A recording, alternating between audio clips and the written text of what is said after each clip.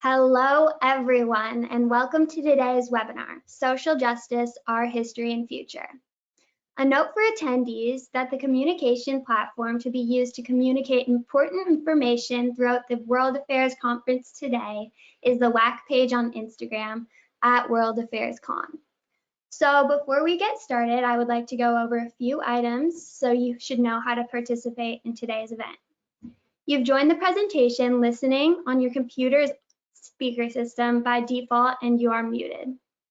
You will have the opportunity to submit text questions to today's presenters by typing your questions into the questions panel of the control panel. You may send your questions at any time during the presentation and we will collect these and address them during the Q&A session at the end of today's presentation. Today's webinar is being recorded and you will receive a follow-up email within 24 to 48 hours with a link to view the recording. I would now like to introduce Ajani Charles. So Ajani is a mindfulness expert, a self-actualization enthusiast, and a photographer. So we'll be starting off today with a quick meditation. Hi, thanks for having me. The society that we live in can be very brutal and challenging in many ways.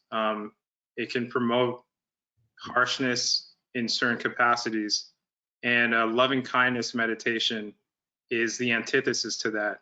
The loving kindness meditation, which stems from the Buddhist tradition, is a meditation that helps us to cultivate feelings of warmth and friendliness for ourselves and others. So I think that it's a good way to start our day. So to engage in a loving kindness meditation, sit in a comfortable position with your shoulders back, close your eyes, take a deep breath,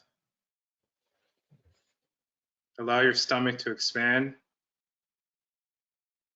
and now revert back to your natural breath. And I want you to notice the sensation of your breath going in and out of your nostrils, simply noticing. Now I want you to recall when you experienced unconditional love, when you felt completely safe and absolutely grounded. And I want you to imagine these feelings of loving kindness emanating from your chest, from your heart, and covering your entire body.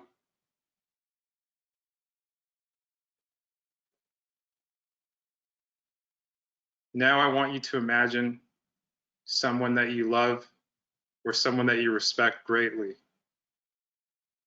And I want you to imagine projecting the loving kindness from yourself onto that individual, covering their body with love, kindness, and empathy. Now I want you to imagine someone that is neutral to you. It could be a neighbor. It could be an employee at your local grocery store. It could be someone that you drive past every day that you don't know very well. And I want you to imagine projecting loving kindness onto that individual.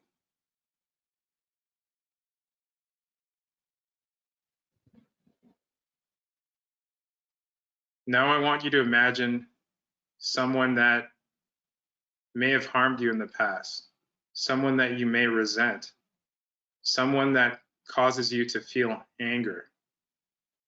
And to the degree that you can, even if it's a small degree, I want you to project loving kindness from yourself onto that individual.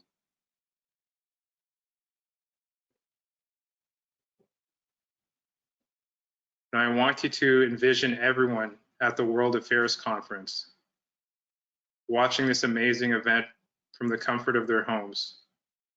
And I want you to imagine loving kindness emanating from you, from your chest, from your heart, and projecting outwards onto all of them.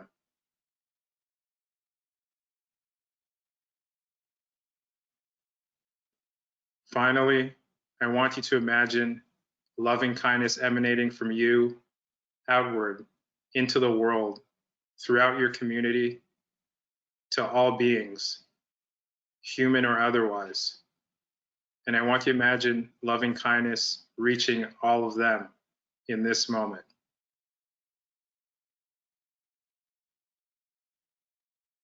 Now take one last deep breath and let it go. And slowly open your eyes.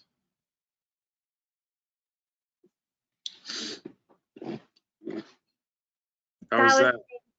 Thank you, Ajani. I'm certainly feeling the love. And if everyone decided to treat those they resent with love and kindness, the world would be such a better place. And so that's going to take us straight into our conversation today. Thank you so much for coming to speak with us, and we're so excited to have you. To start off, you grew up in Toronto and you've been taking photographs since you were very young. So how did your upbringing inspire you artistically, intellectually, in the scape of mindfulness, anything of the sort? Yeah, my upbringing had a huge positive influence on me and inspired me to pursue an artistic path professionally and otherwise. My father, he's a retired professor of English literature and of African studies. And my mother's a psychiatric nurse. They've always been supportive of my artistic predispositions. My family comes from Haiti, and on this side of the world, in the Western world, Haiti has the highest number of artists per capita. My parents, they had me audition for the Claude Watson School for the Arts at the age of 9. So I became immersed in the arts at a very young age. And being immersed in the arts and studying the arts formally and in my own time allowed me to build a lot of confidence to pursue an artistic path professionally. So I'm very grateful for that. Yeah, that's really interesting. Like, so important how a supportive family can really just kickstart you into a great life and career. So, speaking of that, how do your life experiences influence your artistic style? I truly believe that everything that we do as individuals is a byproduct of our upbringing, our genetics, our social conditioning, the media that we consume. So all of my life experiences have influenced my artistic practices, my career, and I've traveled the world. I've interacted with countless people, and I've been in all types of situations, both fulfilling and shocking and painful. And all of those have inspired me in various ways. And I've imbued those experiences into my artwork, into my career path, and they inform everything that I do professionally and otherwise. Yeah. So you and Julien Christian Lutz, professionally known as Director X, you collaborate a lot on Operation Prefrontal Cortex. How has mentorship impacted you? Mentorship is huge. I strongly suggest that all high school students, all young people seek out mentors. I've been watching Julien's music videos since I was 14 years old, and I've always been inspired by his work in the arts, entertainment, and hip hop worlds. And when I first began my career, I was a production assistant at 235 Films, which at the time was the most prominent music video production company in Canada. So Julien was working with them, and I was an intern for the company. So that was my first experience with working with him. After that, I wanted to work with him further, but there wasn't really a good fit. Eventually, he started Operation Prefrontal Cortex. And at the same time, I had experienced an existential crisis that allowed me to find meditation, other mindfulness practices, different forms of yoga So it became a perfect fit. It was very serendipitous that I would become the art director for Operation Prefrontal Cortex.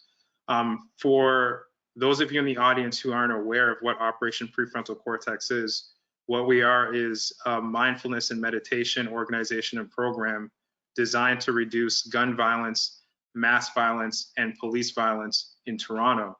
How Operation Prefrontal Cortex came about is Julien was hosting his own New Year's Eve party in a pretty affluent area of Toronto, and someone was shot at the party, and the bullet went through that person and hit Julien in the back at his own party, a suit and tie party. So fortunately, he wasn't terminally injured, and he was able to walk away from that situation. And after he finished processing the trauma of being shot, he started thinking to himself, what would compel someone to show up at a party with a gun and to fire it? And he learned that it comes down to brain chemistry, the structures of the brain, and how childhood trauma and abuse and neglect change the human brain.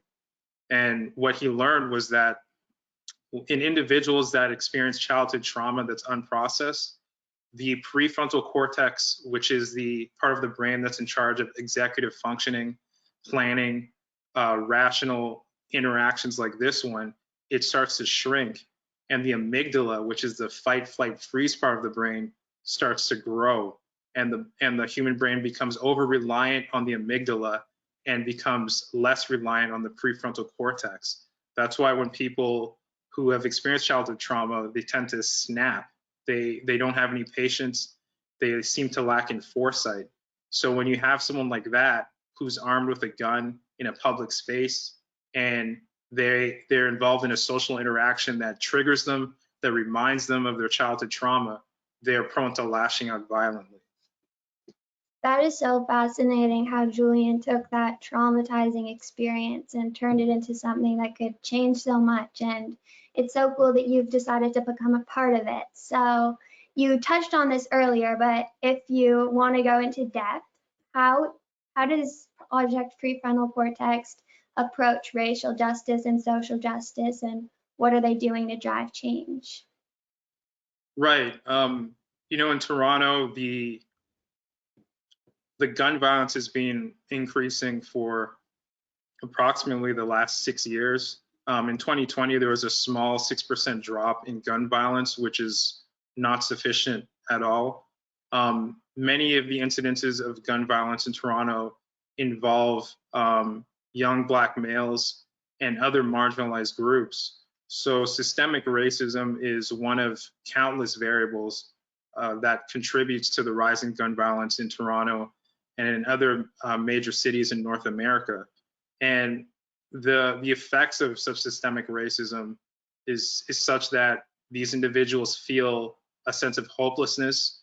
They can't imagine themselves climbing the socioeconomic ladder that our society is based on in many ways. And they often feel like strangers in their home countries. So the combination of that and the deregulation of brain chemistry and the over-reliance on the amygdala that I described before is a recipe for disaster. So Operation Prefrontal Cortex, we focus primarily on the childhood trauma and neglect. However, I was hired to write an article on meditation's effects on racial biases by Big Think, which is one of my favorite science publications. So that should be published in about a couple of weeks. But through the process of writing that article, I interviewed Adam Luke of Ball State University, and his research has shown that meditation actually causes the brain to transcend racial biases. So the process of meditating on a regular basis, ideally a daily basis, can potentially cause individuals to become less racist, which has implications on the young racialized individuals that I spoke about before. Also, police violence is a major problem in Toronto and other major North American cities. Anti-Black racism was declared a public health crisis in Toronto by the Toronto Board of Health last summer. The statistics that they brought forth were such that Black people are far more prone to being arrested, shot, and killed by police, even though Black people account for approximately 9% of Toronto's population. And the reason for that is due to systemic racism, but also the same trauma that many of the young people that I described experience. Police officers have their own trauma, and they're also prone to lashing out. So if you have a police officer who has a overactive amygdala and underactive prefrontal cortex because his or her job is very traumatizing and difficult, then they're prone to lashing out. And if they have racial biases that are unprocessed, they're prone to lashing out at Black people, Indigenous people, etc. And finally, what I'll say is police officers are also a danger to themselves. Police officers have higher rates of suicide than any other profession. So meditation can help to alleviate that. And Operation Prefrontal Cortex focuses on police violence, gun violence, and mass violence. So we're addressing these issues amongst a variety of populations. Wow, that is so important. So you touched on this slightly earlier, but about your existential crisis in 2014, but what really inspired you to take mental health and really take it into your life as such a key value and a key cornerstone of you and your life? Right. I first started out my career as a commercial photographer and a photojournalist. I realized early on that those two avenues may not be enough for me to pay the bills and may also lead to limitations in terms of certain goals that I wanted to accomplish. So I developed new skill sets, production, art direction, etc. And I created my own production company. However, I developed a very extreme form of perfectionism, which started in high school. And through my production company, I was managing approximately 40 contractors by myself because I had a maladaptive need for control. I didn't want to partner with someone. I didn't want to let go of control. So managing all those people was incredibly stressful. And also at that early juncture in my career, I didn't really know what I was doing. So I created a lot of self-imposed stress for myself. And I was essentially taking the edge off by partying, going to nightclubs, etc., which are potentially volatile and dangerous environments. And in 2014, the way that my business was structured, the lack of introspection and calm in my life, and the overwhelm that I felt by managing so many people through my production company led to an existential crisis where I was no longer sure about who I was or if my career path was right for me. And I didn't have the means to cope with the anxiety, depression that I was experiencing at the time. So all of that led to me making a full stop, reassessing my life. And that's when I became incredibly interested in psychology to a greater degree than before, introspection. I started studying different forms of yoga. I started studying and practicing different forms of meditation. And that completely changed my life. And I realized that the preeminent problem of our time is a lack of introspection, a lack of self-compassion amongst the greater human population. So that's when I made the decision to become a mental health advocate, to begin working with the most impactful mental health organizations that I could find, and to combine art with mental health advocacy. Okay, thank you so much. And that's as much as we can answer from today. So we're now going to begin answering the questions submitted during today's presentation. And as a reminder, you can still submit questions through the questions panel on your attendee control panel. So Ajani, our first question is, do you have any thoughts on the philosophy of nonviolence or how we can promote empathy and kindness in our aggressive society? Yeah, that's a great question. In the Vedic tradition, which came before the Buddhist tradition, the tenet of nonviolence is called ahimsa, ahimsa, and it's incredibly hard to adhere to, especially in the society that we live in. The society that we live in is highly competitive, which is at a certain level a subtle form of violence. So the loving kindness meditation that we engaged in earlier is a great solution to that. And cultivating loving kindness through that meditation practice is a way of cultivating nonviolence on a daily basis. Also, through some of the practices that I've engaged in over the course of my life, especially over the course of the last 7 years, journaling, hatha yoga, etc. That's also a form of nonviolence, because the more compassionate you are with yourself, the more time you invest in taking care of yourself, the more kindness and compassion you'll be able to extend to others. We treat others in more or less the same way that we treat ourselves. So self-compassion is compassion for others, especially since we're all interrelated. Yeah, that is so important. So kind of going off that next question about being very in touch and compassionate with yourself, and this one is related to self-actualization. So self-actualization is vital, especially during COVID. What inspires you, and how can audience members find their inspiration?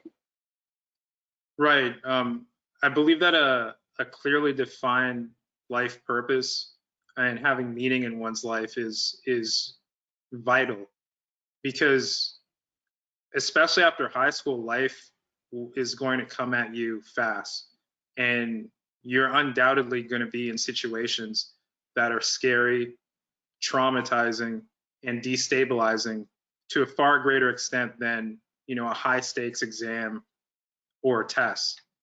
And having meaning in your life, a higher purpose, something that grounds you, something that you can work towards for decades, that will be your guiding star during those tumultuous periods. And it could take an individual 5 years to define their life's purpose in writing. It could take them 10 years. It could take them 20 years. And I'm here to say that it's worth it. Take as much time as needed to define your life purpose. My life purpose is to help young people solve the problems that I faced when I was younger, challenges with mental health, and also to help young people self-actualize through their clearly defined life purpose, whether that be creating a startup, solving a major issue like socioeconomic disparities, etc.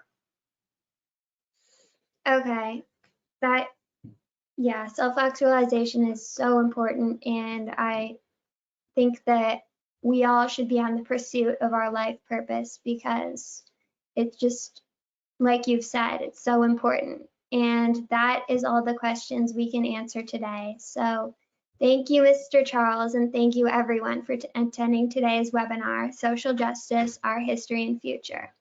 Once you leave today's webinar, you will receive a survey on the presentation, and we would appreciate if you would complete that and provide your feedback. You will also receive a follow-up email within 24 to 48 hours with a link to view the recording of today's webinar.